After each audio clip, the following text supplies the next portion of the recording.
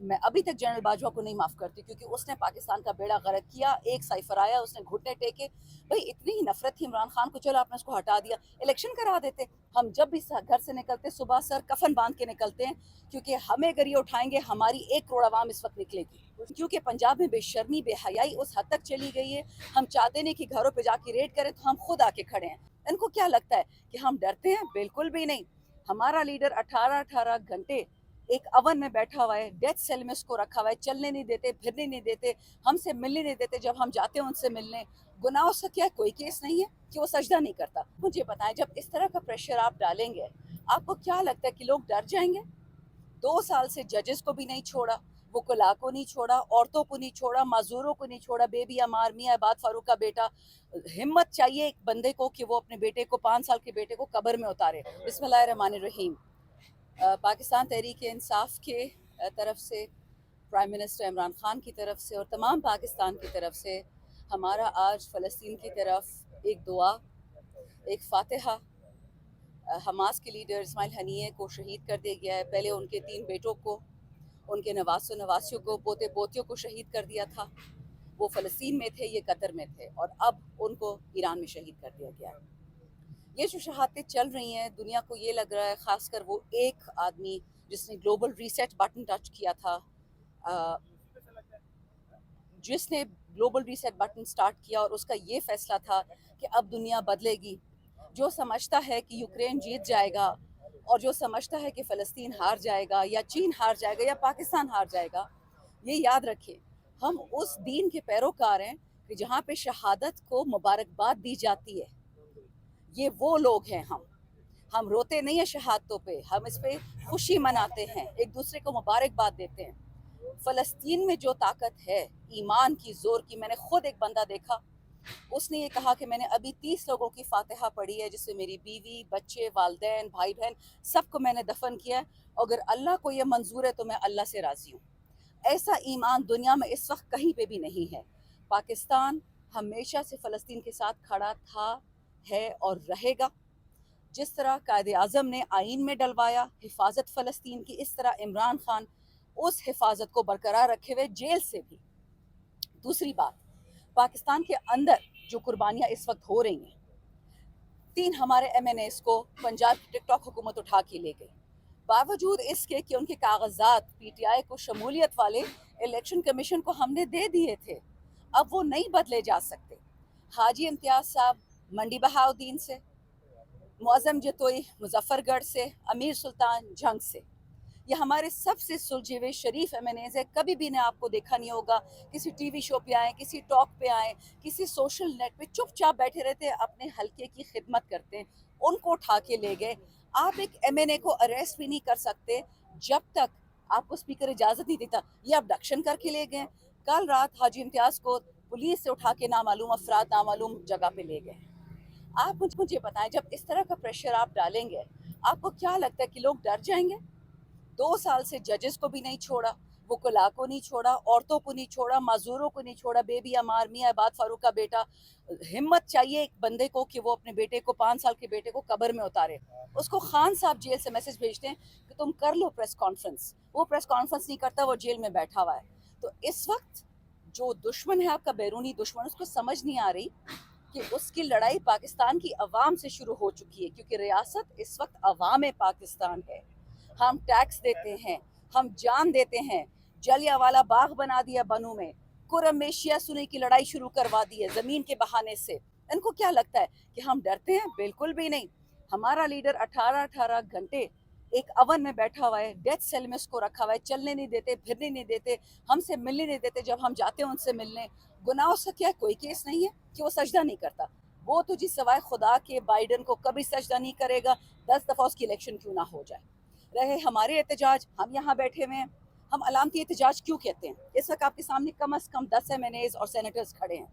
हमारे पीछे 10, एक के पीछे 10 लाख बंदा खड़ा है। ये 1 करोड़ बंदा आपके सामने है। लेकिन क्योंकि पंजाब में बेशर्मी बेहयाई उस हद तक चली गई है, हम चाहते नहीं कि घरों पे जाके रेड करें, तो हम खुद आके खड़े हैं। हमने अपना सर प्रेजेंट कर दिया। मैं बार बार कहती हूँ, ہم جب بھی گھر سے نکلتے صبح سر کفن باندھ کے نکلتے ہیں، کیونکہ ہمیں اگر یہ اٹھائیں گے ہماری 1 کروڑ عوام اس وقت نکلے گی.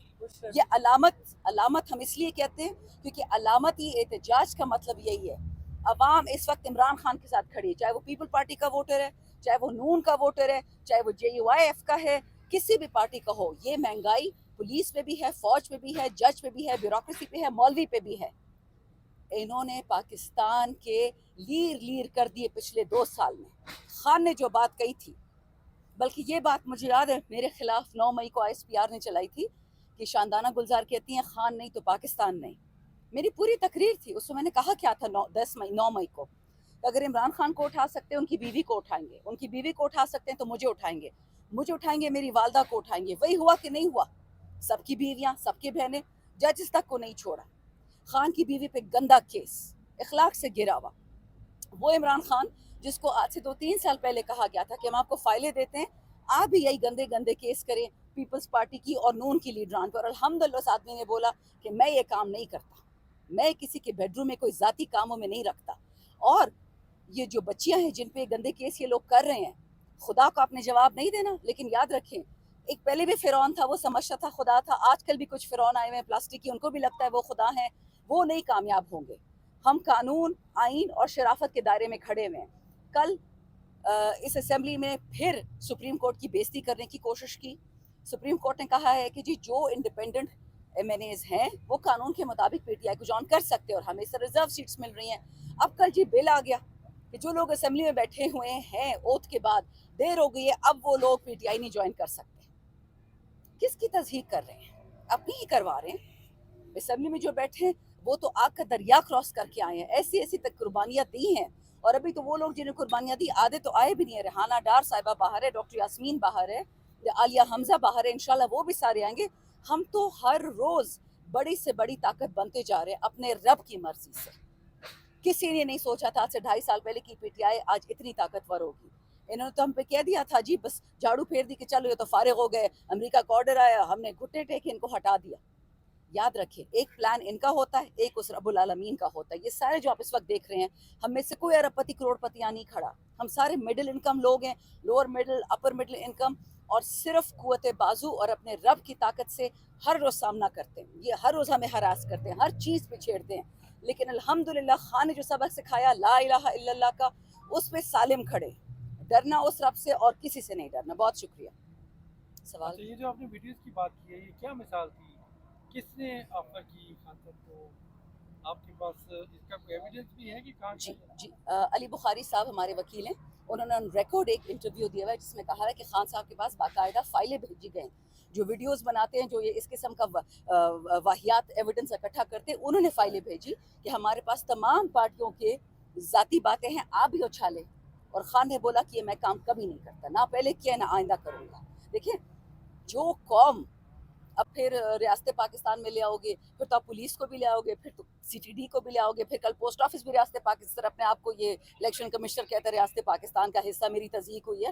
پھر تو آپ کا جو کیا کہتے ہیں لانڈری والی ہوتی ہے نا جہاں کپڑے دھوبی گھاٹ ہوتا ہے آفیشیل، وہ بھی آپ کا ملٹری انسٹالیشن ہو جائے گا. ایسے نہیں ہوتا. آپ اس آدمی کے، میں ابھی تک جنرل باجوہ کو نہیں معاف کرتی کیونکہ اس نے پاکستان کا بیڑا غرق کیا. ایک سائفر آیا، اس نے گھٹنے ٹیکے. بھئی اتنی ہی نفرت تھی عمران خان کو، چلو آپ نے اس کو ہٹا دیا، الیکشن کرا دیتے 5-6 ہفتوں میں. یہ منحوست تو نہ آتی نا، یہ غربت آتی. لیکن نہیں، ڈگری والے کو بھی وعدہ کیا ہے، پلاسٹک والے کو بھی وعدہ کیا ہے، وہ نقلی انگریزی والے کو بھی وعدہ کیا کہ تم سارے PMCM بنو گے. کرسی ہے نا پاکستان، عوام تو نہیں ہے، وطن تو نہیں ہے. ہم نے فوج پہ تنقید نہیں کی، کبھی کسی ادارے پہ نہیں کی، لیکن جس بندے نے پاکستان کا بیڑا غرق کیا، پاکستان کو بیچا. یہ سائفر والا ڈرامہ ڈونلڈ لو پرسوں کہتا ہے کہ ہم جی پاکستان کو علامتی $101 ملین دیں گے ازب استحکام کے لیے.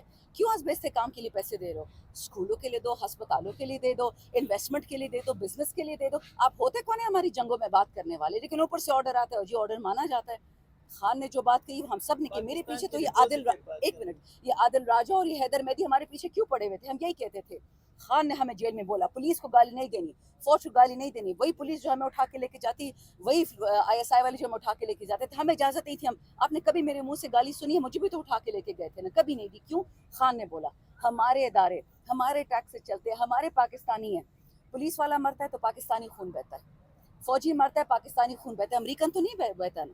ہم کیوں فوج کے خلاف ہوں گے؟ ہم پاگل ہیں؟ ہمارے بھائی بہن وہاں کام کرتے ہیں، میرا پورا ٹبر فوج میں تھا، پولیس میں تھا.